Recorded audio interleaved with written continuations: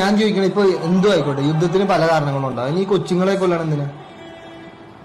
നമ്മൾ പണ്ടത്തെ പോലെ ഒരു 2 സൈനികരെ ഒന്ന് അടിച്ചു തീർക്കുന്നത്. ഇതിപ്പോ എന്തിനാ ഈ കൊച്ചുങ്ങളെയും ഈ സ്ത്രീകളെ കൊല്ലണം എന്തിനാ?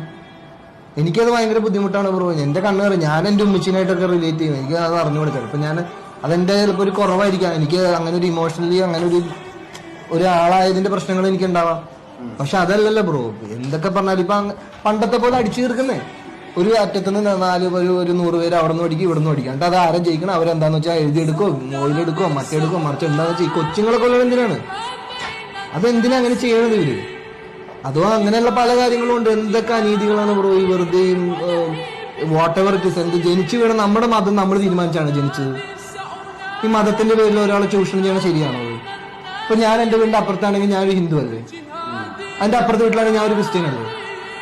അപ്പൊ ഇതിന്റെ പേരിലൊക്കെ ഒരാളെ നമ്മൾ ഒരു പറ്റത്തെ ആൾക്കാരെ മാറ്റി നിർത്തുകയോ അല്ലെങ്കിൽ ഒരു ചൂഷണം ചെയ്യാനൊക്കെ പറഞ്ഞ എല്ലാത്തിലും ഉണ്ട്. നല്ലതും ചീത്ത എല്ലാത്തിലും ഉണ്ട്.